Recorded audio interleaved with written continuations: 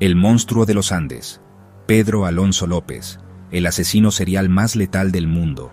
En el mundo del crimen, hay nombres que se han vuelto parte del imaginario colectivo. Ted Bundy, Jeffrey Dahmer, John Wayne Gacy. Pero hay otro nombre, menos conocido, más silenciado y mucho más aterrador. Un hombre al que llamaron el monstruo de los Andes. Un criminal que confesó haber terminado con la vida de más de 300 personas, en su mayoría niñas pequeñas, en 3 países de América Latina. Esta es la historia de Pedro Alonso López, y de cómo un sistema frágil permitió que uno de los peores depredadores de la historia moderna caminara libre entre nosotros. No olvides darle like y suscribirte a La Verdad Oculta del Crimen. Cada semana desenterramos nuevos casos, nuevas historias reales y nuevas verdades que el mundo ha preferido callar.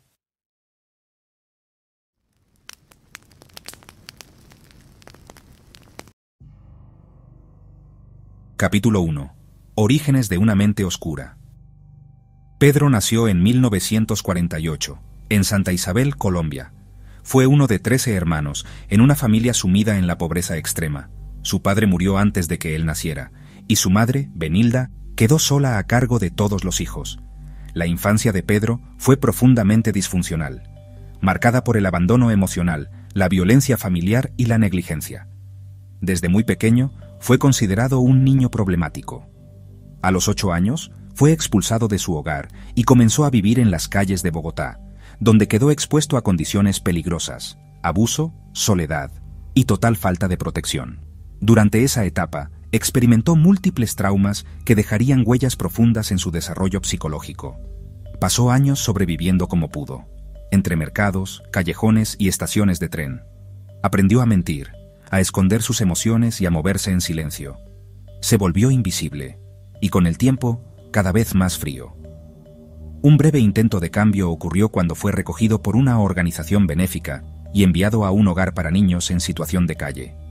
Allí conoció cierta estructura, incluso comenzó a estudiar, pero esa etapa fue fugaz.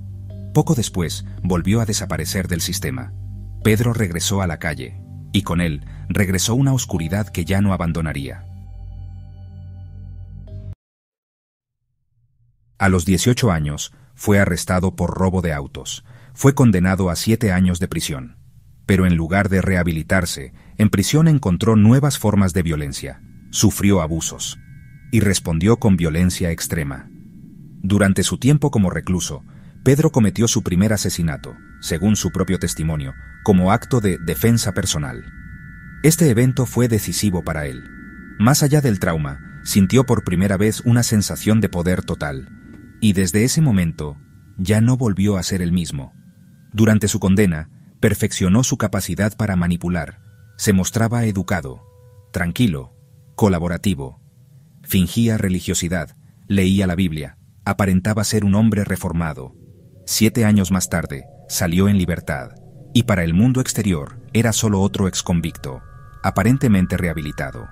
Pero en su interior, la oscuridad ya era parte de su identidad. Una vez libre, comenzó a moverse entre ciudades y fronteras. Pedro viajaba como ambulante, vendiendo pequeños productos o fingiendo buscar trabajo. Nadie lo vigilaba, nadie sospechaba de él. Su patrón de conducta era meticuloso. Elegía cuidadosamente a sus víctimas, niñas vulnerables, de sectores rurales o zonas urbanas pobres, donde la atención policial era mínima y las denuncias no siempre prosperaban. Utilizaba el engaño. Hacía promesas falsas, pedía ayuda con excusas simples, y cuando lograba alejarlas, las llevaba a lugares apartados donde cometía sus crímenes. Actuaba con calma, sin prisa, como si cada paso fuera parte de una rutina previamente planeada.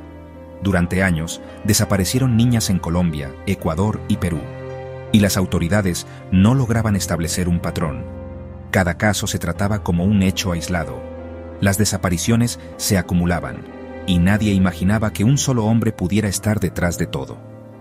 Pedro Alonso López aprovechó esa negligencia, ese vacío institucional y ese silencio colectivo para continuar su serie de crímenes durante más de 5 años. A finales de 1980, en la ciudad ecuatoriana de Ambato, Pedro cometió un error. Uno pequeño, pero suficiente.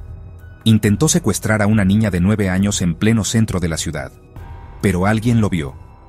Un comerciante. Ese testigo fue quien dio aviso a la policía, que lo detuvo a pocas cuadras del lugar, aún sudoroso, alterado y con el aliento agitado. En un principio, Pedro negó todo. Decía ser un humilde vendedor, un viajero, un hombre religioso. Pero cuando la policía comenzó a atar cabos, algo se rompió en él. Durante los siguientes días, Pedro comenzó a confesar. Lo que reveló dejó sin palabras a los investigadores. Habló de niñas desaparecidas en Ambato, en Quito, en Riobamba, en Cuenca. Dibujó mapas, señaló tumbas, conocía los nombres, los rostros. Describía con frialdad el proceso completo, cómo las seguía, cómo las atraía, cómo las mataba. Incluso hablaba del orden en que lo hacía, como si fuera una rutina, un ritual. Los oficiales no querían creerle. Pensaban que exageraba, que deliraba. Pero cada dato que daba coincidía con una desaparición real. Pedro Alonso López confesó haber asesinado a más de 300 niñas entre Colombia, Ecuador y Perú, más de 100 solo en territorio ecuatoriano, y, sin embargo, fue juzgado únicamente por 53 casos comprobados en Ecuador. No hubo extradición, no hubo procesos internacionales, no hubo justicia proporcional. La sentencia fue impactante: 16 años de prisión, por uno de los peores genocidios individuales de la historia reciente. Pedro Alonso López salió libre en 1994, por buena conducta. Había cumplido su condena, y nadie lo detuvo. Fue deportado a Colombia, donde pasó 14 meses en un hospital psiquiátrico. Allí, un grupo de médicos lo evaluó, y concluyó que estaba mentalmente sano. Sí, sano. A pesar de haber confesado haber matado a cientos de menores, a pesar de haber llevado a las autoridades hasta tumbas abiertas, a pesar de haber sido condenado. En 1996, Pedro fue puesto en libertad, y desde entonces, nunca más se supo de él. Se presume que está vivo, o muerto, o que ha cambiado de identidad, o que ha vuelto a matar. No hay registros, no hay vigilancia, no hay cuerpo, no hay cierre, solo silencio. Pedro Alonso López no era un psicópata común, no era un asesino por venganza, ni por necesidad económica, ni por ideología. Era un depredador sexual serial infantil. Su perfil psicológico, estudiado en diversas ocasiones, refleja la combinación mortal de trastorno antisocial de la personalidad, falta absoluta de empatía, desconexión emocional, trauma infantil, no resuelto, obsesión ritualista y una sorprendente capacidad para manipular. Lo más escalofriante no era su crueldad, era su capacidad para pasar desapercibido. Durante años, Pedro fue invisible. Nadie sospechaba del mendigo, del vendedor de dulces, del buen hombre que ayudaba en la iglesia. Y eso lo hizo mucho más peligroso. López afirmaba que mataba por amor. Decía que les ahorraba sufrimiento, que les ofrecía una muerte dulce. Esa forma de pensar no era una estrategia legal, era real. Él creía que lo que hacía estaba bien, y eso lo convierte, psicológicamente, en uno de los perfiles más oscuros jamás registrados. Pedro Alonso López fue, y posiblemente sigue siendo, uno de los asesinos seriales más letales de la historia moderna. Pero su caso no está en los libros escolares, ni en los documentales populares, ni en los debates internacionales. ¿Por qué? Porque sus víctimas eran pobres, eran niñas latinas, eran invisibles, porque su historia es incómoda, porque revela fallas en la justicia, porque demuestra que los peores monstruos a veces caminan libres. Hoy, más de 40 años después, nadie sabe si Pedro Alonso López sigue con vida, pero su historia, aunque silenciada, sigue gritando desde la oscuridad.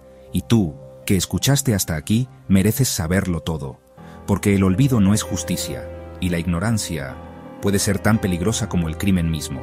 Si esta historia te impactó tanto como a nosotros, suscríbete a La Verdad Oculta del Crimen. Cada semana, sacamos a la luz los casos que el mundo prefiere enterrar. Historias reales, impactantes y necesarias. Activa la campana. Deja tu comentario. ¿Crees que Pedro Alonso López sigue vivo? ¿Falló el sistema? ¿podría estar entre nosotros hoy bajo otro nombre? Te leemos y te vemos en el próximo crimen.